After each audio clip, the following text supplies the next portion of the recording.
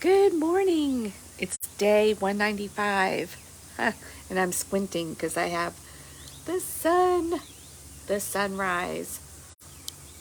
So I may turn a little bit so I'm not squinting, and then so you can even just see the sun instead of the brick wall that's behind me on my patio or my deck. So here we go.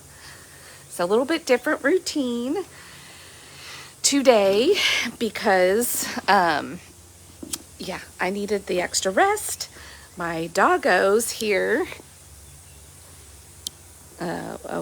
here's the other one. Don't know it yet, but they have an early morning grooming appointment that we've got to get going for here. So got to shake up the routine a little bit, which is great. Sometimes that stresses me out. I don't know if you're like me. Once you get in a routine and you get focused, like I got to do this, and it's got to be done this way. And then you just sit there and go, wait a minute. No, it doesn't. Let's keep the main thing, which is, what are you trying to do with this set of habits, with your morning routine? What's the purpose? Let's get back to basics here. Because it is very easy as humans to get very married to our the tasks and things happening a certain way. And even though how it originally started was to support and keep you focused on the main thing, if you're not careful, you'll switch your routine or the things and the tasks and your prescription or way of doing things, the main thing. Be careful. Like, listen to this. And this, believe it or not, I needed this message personally. I think we all do at times, but this is exactly what was in the Bible this morning too. I personally needed the reminder. And I even had a few people reaching out to me like, where are your videos? What time are you going to do it? And I'm like, well, I don't. And I heard myself saying, and I needed this reminder. Yesterday, I was like, well, I don't really do them at a certain time because, I don't want to focus on meeting a deadline and then miss the whole point of why I'm doing what I'm doing and shortcut and circumvent the not only the purpose, but the outcome that I'm supposed to have. If I start focusing on being there at a certain time or getting even my writing done by a certain time, and the goal is always to do it within a general time frame, but I don't let myself get too crazy about it because then I focus on the task or what I'm doing versus what it is supposed to be doing for me and what God is supposed to be, like what God and I are even on a co-mission of doing. So in chapter 15, I read 14 and 15 this morning. And there's a lot in these chapters. I can see. So I'm almost caught up with my prescribed reading plan. I decided to deviate and go off and do my own version there for a couple of weeks. But we start off with the death of John the Baptist, and we go into the feeding of not only the 5,000, but the 4,000, Jesus walking on water. And in chapter 15, Jesus preaches about inner purity. This is where I want to camp on. And he bumps up against the Pharisees. The Pharisees try to catch him not following rules, and he doesn't wash his hands. And they're like, oh, see, we can't trust you. You're not the Son of God. You are doing things all wrong here. And he says, oh, you're focusing on man-made rules and traditions. My purity and cleanliness does not come from the outside. It comes from the inside. It isn't about what you're doing on the outside. Now, the original intent, I would imagine, and how that tradition got started was because somebody way back when that started it thought, oh, if I do this, this will represent and remind me of what I'm trying to do, that I'm trying to be pure on the inside. So the intent, but what happens is exactly what I was describing and what I was even slipping into, that we focus on the doing of the thing and go, check, I'm pure. See, I washed my hands. Yep, I'm good. I'm clean. And we lose the heart of the matter and the main thing of why we're doing what we're doing. And that is a tricky thing. You've got to put some guardrails up around that. Otherwise, just as humans, it's natural. We just fall into our habits, and then we lose the heart behind, or the intent behind, why we're doing what we're doing.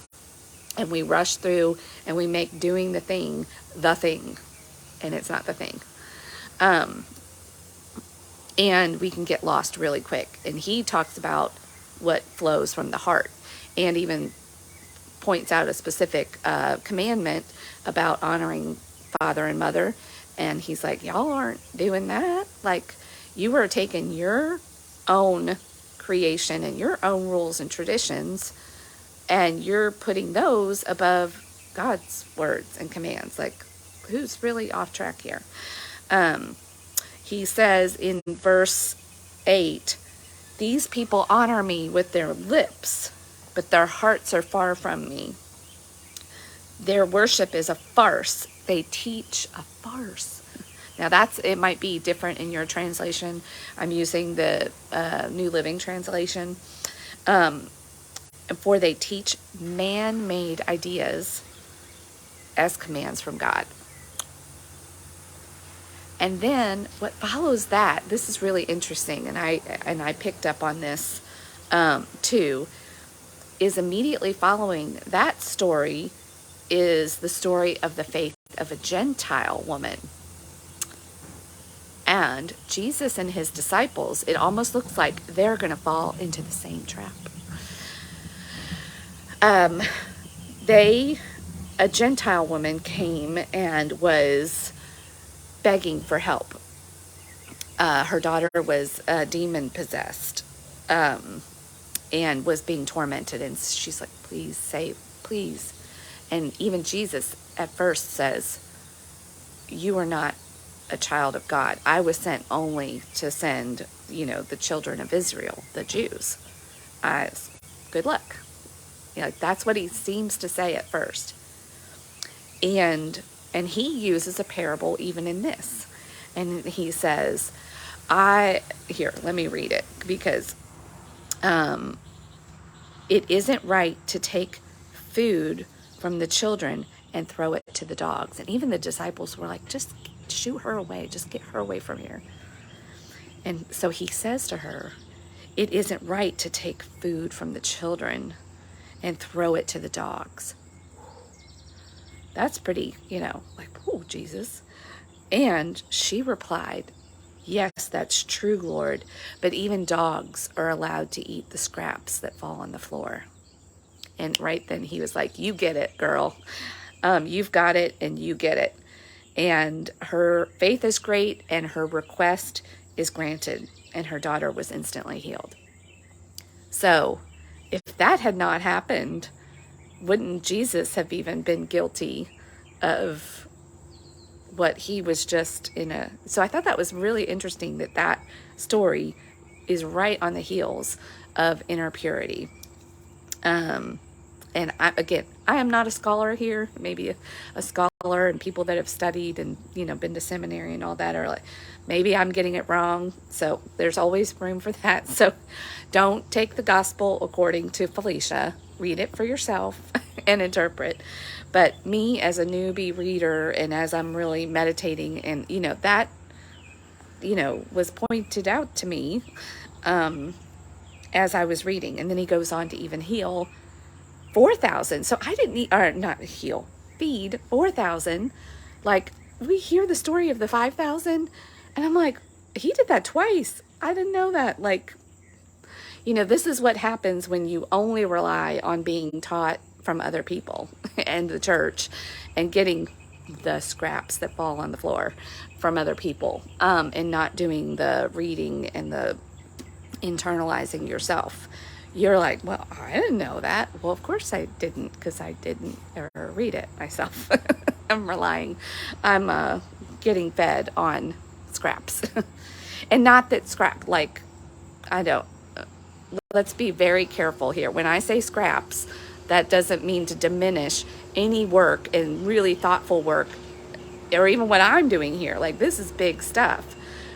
But some people can abdicate their own responsibility for learning and knowing the material themselves and the heart. And really, this material, we shouldn't call it material, it's the living word. And something happens when you read it yourself, and not just read it, but internalize it. And it changes you. It just, it just does. So anyway, that is where I'm going to camp today. Keeping the main thing the main thing. Don't get caught up in and every once in a while, this is why I like to change what I'm doing along the way. I keep the main thing of a good morning routine for me. For some people, it might need to be a midday check-in. Maybe you like to do evening, but there needs to be a time set aside where you are grounding yourself, and not with the news and not with outside, but just you, like settling into your, a little bit of quiet time that is good. And at different times I have read those devotions. I've done all of the things. I wish I had done this a lot sooner. I think that's why God was sending me a message last fall going, hello, like, hello, stop and know this yourself. Because I was really going deep with some other Bible study teachers and books, and I was getting so much out of that. But I was like, wow, God was trying to tell me, you think that's deep? Like, just, test me, like we learned in Malachi, like, come to me, give me the first fruits of your day, your brain, your intelligence, your heart, and then just see what I'll do. Like, you're trying to struggle and do it all on your own. So anyway, that's my encouragement for you today is, open your Bibles, read something yourself. You don't have to read it cover to cover like I'm doing. Like, this is a big commitment. This is a mission I'm on this year that sometimes I'm like, feel like I'm falling behind on other things that I really need to be doing, but I just keep reminding myself, like, this is important. All of that can wait. Got the rest of my life, keep the main thing. And that's true with any big commitment or change that you're trying to do. Sometimes we want to change 5 things at once. We want to tackle and do it all. We are so ambitious. And then it's hard to keep up with and manage. So whatever it is, even down to a practical level, make sure you're keeping the main thing. Like, allow yourself to experiment and play with other things and keep learning and growing, but stay focused on the one change that you're doing. And one change at a time, you can be an entirely different person in a few years, and your life will look totally different. So it's, again, that paradox I talked about a few days ago of, like, you've got to have that missional mindset, like, I'm on a mission. But that's my new normal. Like, I've got time, and it's going to take time. And there's a lot of growing time that's in there where it seems like nothing's happening and nothing's changing. You just have to trust the process. So it's a real combination of, like, urgency and patience and trusting the process. Like, there are certain things that you do have to get done. Again, keeping the main thing.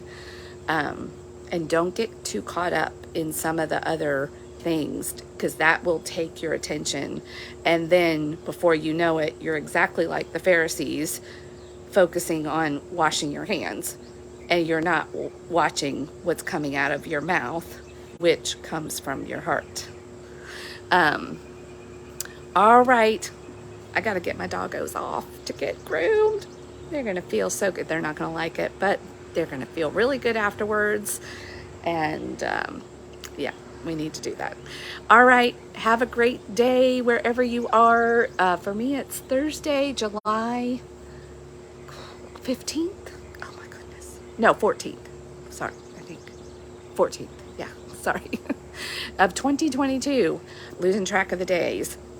And this is day 195 of Rising and Shining Together. And to get together. Like, what are you doing today to rise and shine? Because if you're going to rise, you might as well shine, right? God calls us to be lights in the world. All right. Go bless somebody. Have a great day.